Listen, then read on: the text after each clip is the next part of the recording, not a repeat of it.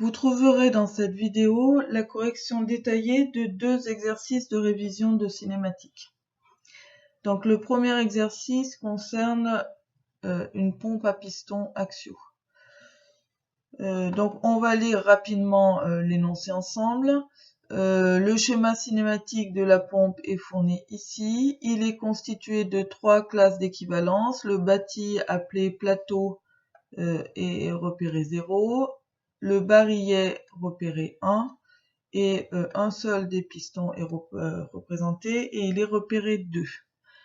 Comme à l'habitude, à chaque classe d'équivalence, donc sur chaque classe d'équivalence est collé un repère et à partir de là, qu'on parle du repère ou de la pièce, on parle de la même chose. Donc sur 0, 1 repère 0, sur 1, 1 repère 1 et sur 2, 1 repère 2. Les caractéristiques de ces repères sont détaillées. On s'aperçoit que sur le plateau 0, il y a 2 repères qui sont collés. Donc celui que je viens de surligner indicé 0 et celui qui n'est pas indicé, qui a comme base x, y, z. Et ce repère est également positionné sur le plateau 0, ce qui veut dire que l'angle qui est indiqué ici entre les axes x0 et x est un angle constant. Donc au niveau du fonctionnement, la pièce 1 est entraînée en rotation par rapport au bâti par l'intermédiaire d'un moteur qui n'est pas représenté. Donc la pièce 1 tourne autour de l'axe horizontal CX0.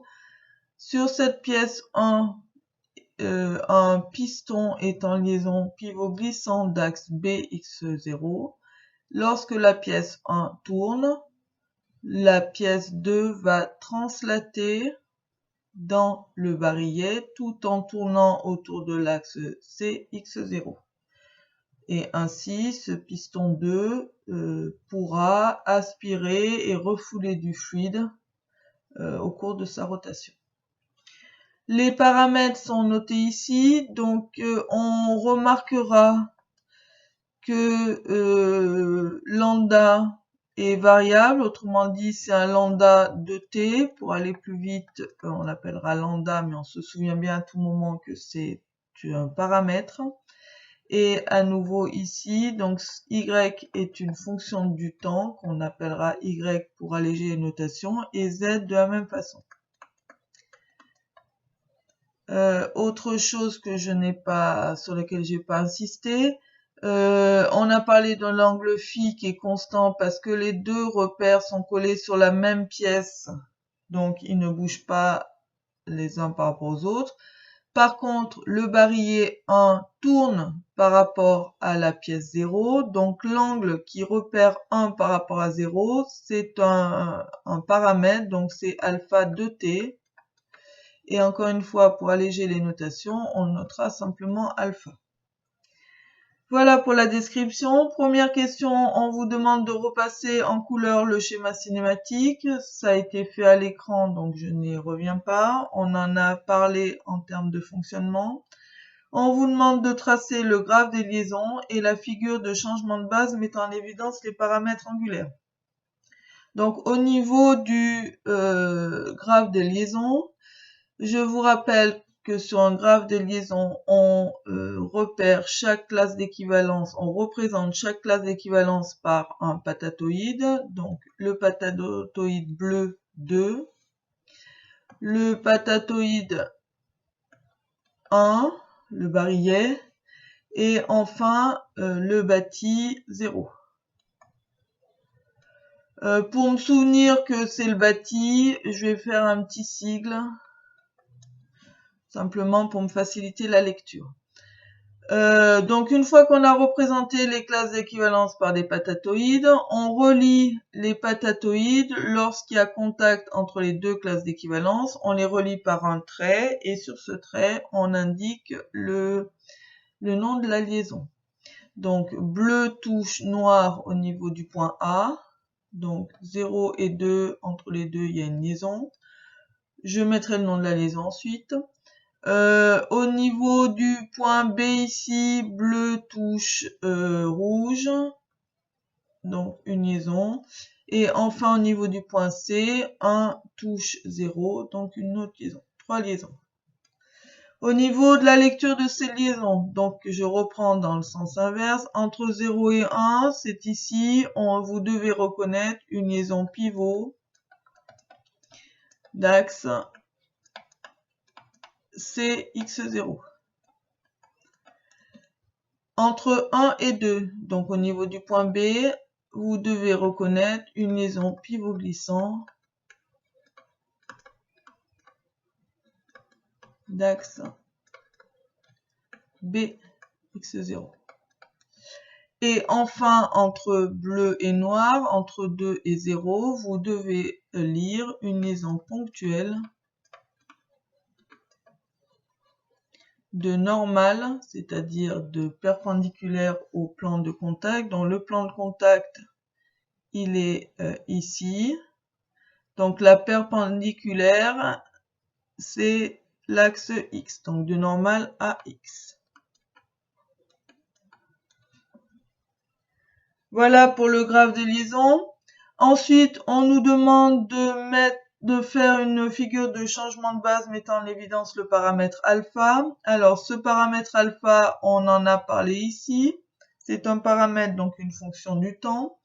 Lorsqu'on lit la description, on s'aperçoit que entre 0 et 1, l'axe commun, c'est X. Et du coup, alpha est entre les deux autres axes. On note bien ici que alpha définit la position de 1 par rapport à 0. Donc 0 étant la référence, je vais commencer par dessiner le repère 0. Donc l'axe commun, on le met vers nous, donc ça sera X. Donc le schéma du repère, il est comme ceci. Si x0 vient vers nous, je rappelle qu'on travaille avec des bases directes, donc il faut que y0 soit ici et z0 ici. Ensuite, y1 est positionné par rapport à y0 avec un angle alpha. Donc ce qui veut dire que y1 est ici,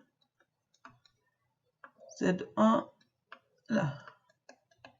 Et x1 égale x0, donc je l'appelle x01. Mon paramètre alpha se visualise là. Je rappelle que quand vous faites ces figures de changement de base, vous oubliez totalement le schéma cinématique qui vous propose le système dans une position particulière, autrement dit une photo a été prise à un instant donné et le schéma a été réalisé. Pour réaliser ces figures de changement de base, on se réfère simplement à la description. Il faut toujours que la base, on travaille toujours avec des bases directes. Et lorsque vous représentez les angles, il faut toujours qu'ils soient positifs et plus petits que 90 degrés.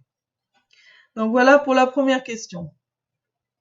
La deuxième question, alors je vais recopier ce qu'on vient de faire parce que ça va nous servir, c'est-à-dire je vais recopier rapidement la figure de changement de base. Et on pourrait en profiter parce que ça va être utile par la suite pour mettre en évidence l'angle phi dont on nous a parlé tout à l'heure, qui est l'angle entre les deux bases collées sur le solide 0. Alors je termine là, x01 et l'angle alpha ici, positif, plus petit que 90 degrés. Donc oui, cet angle phi, je rappelle que c'est entre deux bases qui appartiennent au solide 0. La base indicée 0, je peux la représenter comme ceci. Z0 vient vers nous. Et l'autre base, donc de la même couleur, parce que ça appartient au même solide, Y, et là, c'est l'angle phi. C'est simplement une autre base qui sera utile pour certains calculs. Voilà. Question 2. On me demande à partir d'une fermeture géométrique, donc une fermeture géométrique, qui traduit une fermeture de chaîne, donc la chaîne 0, 1, 2, écrire deux équations scalaires dans la base 0 et en déduire une relation. Donc par rapport à ce qu'on a fait juste avant, lorsqu'on a établi le graphe de liaison, on se rend compte qu'on a bien affaire à une chaîne fermée, 0, 1, 2, et donc on va pouvoir effectivement écrire une fermeture géométrique qui va concerner le point A, le point C et le point B. Donc, je vais écrire, par exemple, je rappelle que la fermeture géométrique, il suffit de choisir un sens de lecture de mon graphe à partir d'un point choisi. Si je commence par le point A, je vais pouvoir dire vecteur AC plus vecteur CB plus vecteur BA égale 0. Donc je recopie, j'ai dit AB plus BA plus BC, pardon, plus BC plus CA égale 0. Évidemment, c'est une relation vectorielle, donc je vais mettre à côté.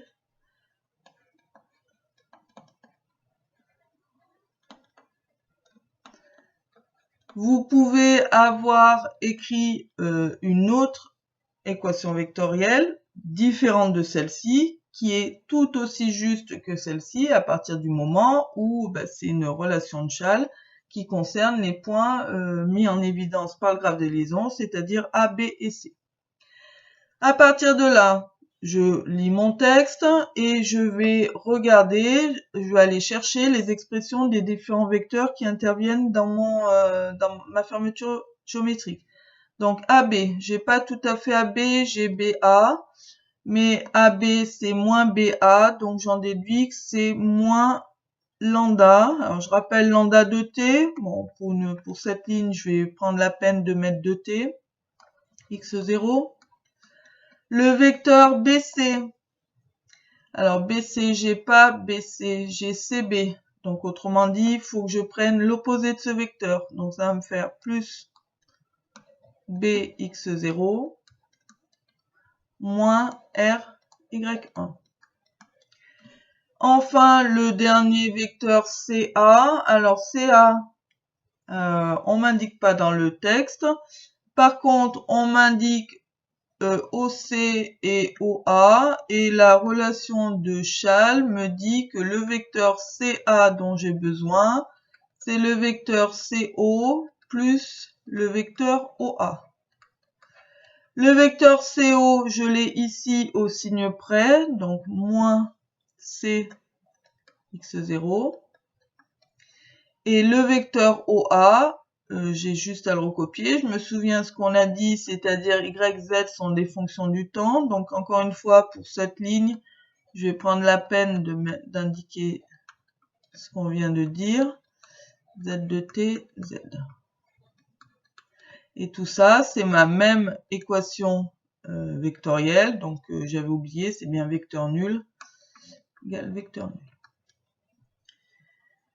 Donc là, j'ai réécrit exactement la même chose, simplement en détaillant davantage les vecteurs.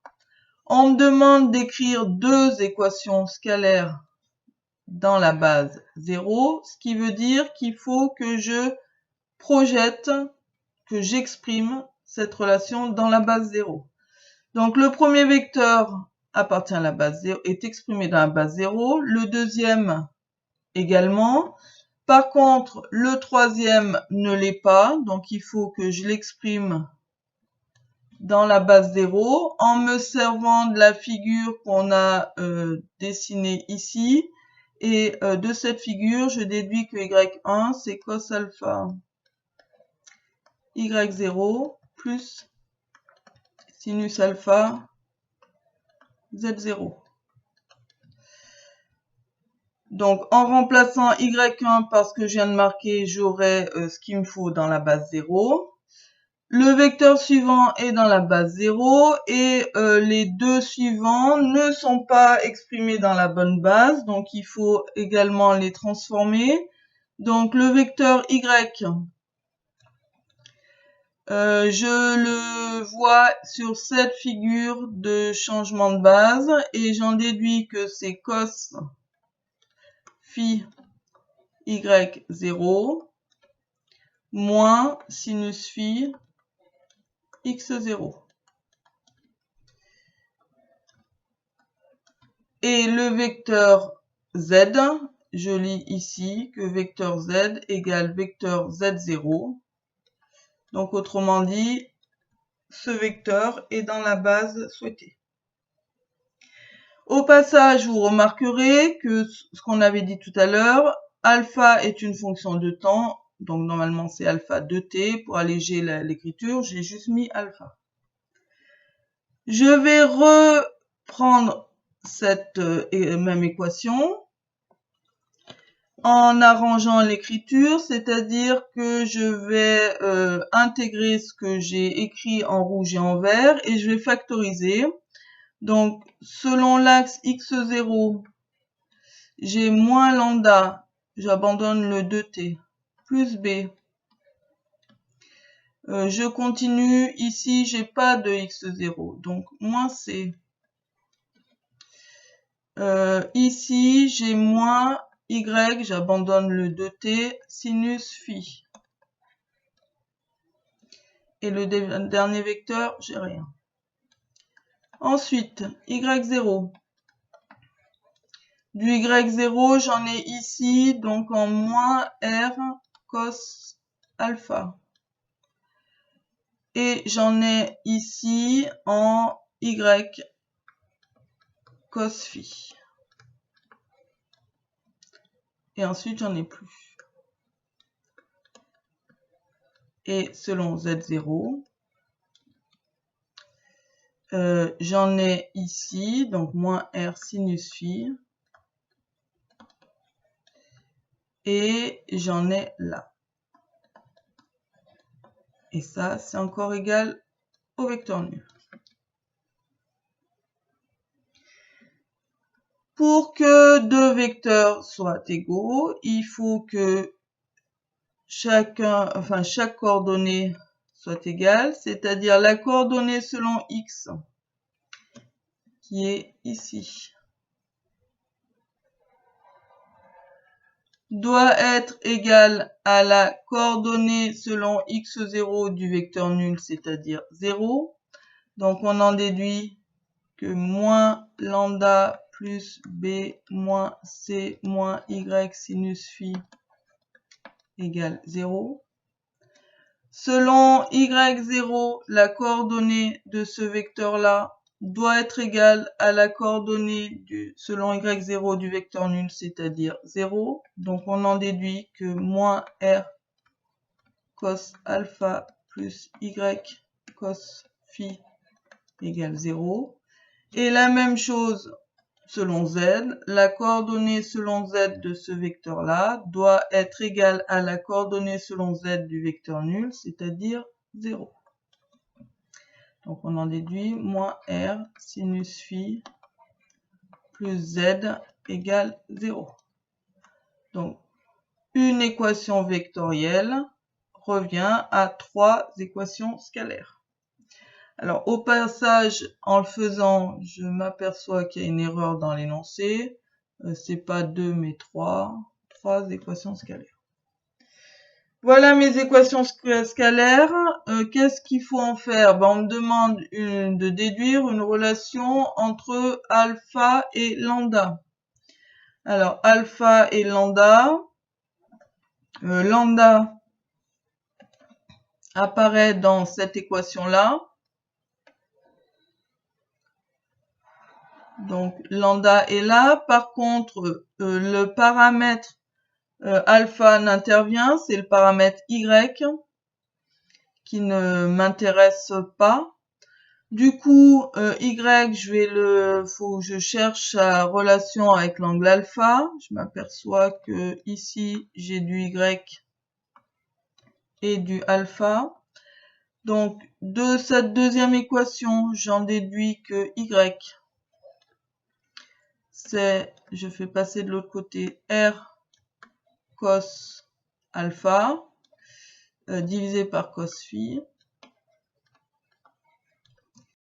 Donc, si je reprends la première équation, j'en déduis que lambda égale b moins c moins y, oui, je me trompe pas, sinus phi. Y, je vais le remplacer par l'expression que j'ai trouvée juste avant, et donc j'en déduis que lambda égale b moins c moins, je prends l'expression r cos alpha, et je vais avoir sinus phi divisé par cos phi, c'est-à-dire tangente phi. Donc voilà la relation entre lambda et alpha. Voilà pour la fermeture géométrique. Donc la question 3, on nous demande le vecteur vitesse angulaire oméga 1 par rapport à 0, son expression, et rappeler les coordonnées de ce vecteur. Donc le vecteur oméga 1 par rapport à 0, qui est le vecteur vitesse angulaire, c'est-à-dire vitesse de rotation de solide 1 par rapport à 0, on peut voir ici le paramétrage choisi entre 1 et 0, l'angle alpha. La vitesse angulaire, c'est la variation de position angulaire au cours du temps, c'est-à-dire la dérivée de l'angle, donc alpha point de t, je rappelle, et on tourne autour de l'axe x, qui est l'axe x0 ou 1, puisque ce vecteur appartient aux deux bases 0 et 1. Voilà, je le réécris en m'affranchissant du 2t. Voilà, et au niveau des unités, je rappelle que ce vecteur vitesse angulaire s'exprime en radians par seconde. Donc à la question 4, on nous demande le mouvement de 1 par rapport à 0. Ce mouvement de 1 par rapport à 0, il suffit d'aller relire la liaison entre 0 et 1. Je rappelle qu'on avait identifié une liaison pivot d'axe CX0, donc on en déduit à la question 4 que le mouvement 1 par rapport à 0, c'est un mouvement de rotation d'axe CX0. D'axe CX0. On nous demande d'en déduire VC appartenant à 1 par rapport à 0. Le point C appartenant à l'axe de rotation, le vecteur vitesse linéaire est nul. Je rappelle, je vais le réécrire en rouge. Tout point situé sur l'axe de rotation,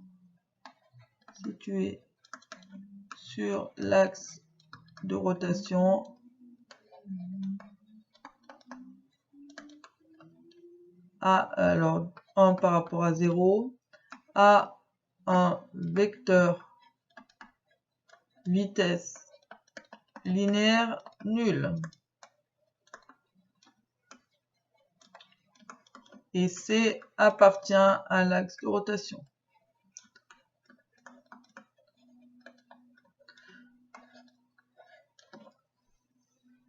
À connaître. Ensuite, on nous demande, question 5, le vecteur VB1 par rapport à 0. Donc VB1 par rapport à 0. Le point B n'est pas sur l'axe de rotation. Du coup, son vecteur vitesse linéaire n'est pas nul. Il faut utiliser la relation de distributivité des vecteurs vitesse entre le point B où on cherche la vitesse et le point C où on connaît le vecteur vitesse en écrivant que VB égale VC plus BC vectoriel oméga 1 par rapport à 0. Donc si on remplace le vecteur VC, il est nul. Le vecteur BC, d'après l'énoncé, il vaut BX0 moins R Y1. vectoriel oméga 1, 0 qu'on a défini à la question 3, alpha.x0, 1. Donc, on développe le produit vectoriel. x0 vectoriel x0, ça fera 0. Ensuite, y1 vectoriel x1. On s'aperçoit que ces deux vecteurs appartiennent à la base 1. Donc, je vais avoir le résultat immédiatement dans la base 1. Y vectoriel x, ça fait moins z. Donc là, moins z1 avec le moins qui est devant plus. Donc, j'en déduis que ça fait r alpha.z1.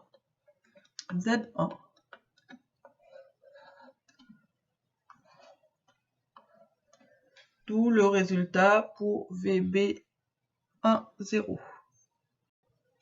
On nous demande de préciser les unités de ce vecteur vitesse. Je rappelle que les unités d'un vecteur, des coordonnées d'un vecteur vitesse linéaire, c'est en mètres par seconde. Donc, question 6, on nous demande le vecteur accélération du point B. Donc, gamma B appartenant à 1 par rapport à 0. Je rappelle que par définition, c'est la dérivée du vecteur vitesse. Donc, la dérivée de VB appartenant à 1 par rapport à 0 par rapport au temps est vue dans la base 0. Le vecteur vitesse, on l'a obtenu à la question 5, R alpha.z1.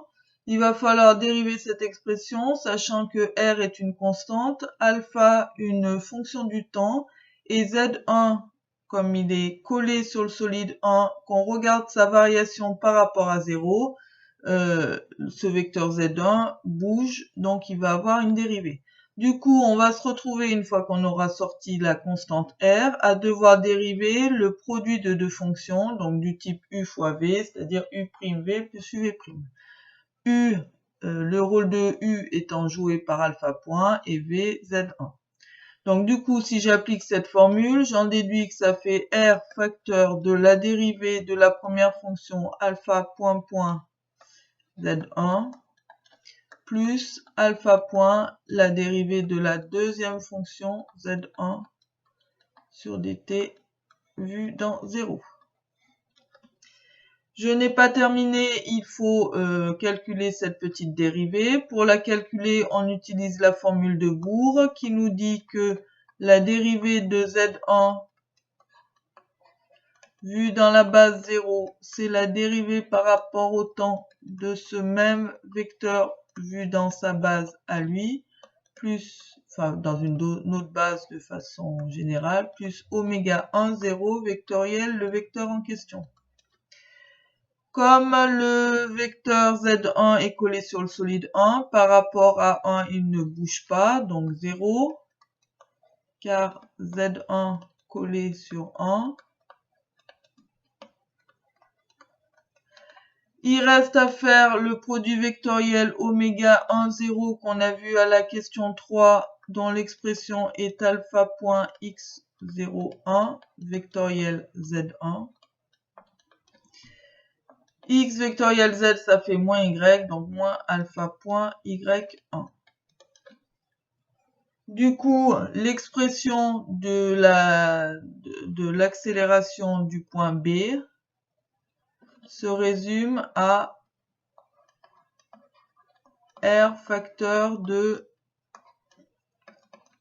alpha seconde Z1 plus alpha point multiplié par ce qu'on a vu, c'est-à-dire moins alpha point carré Y1.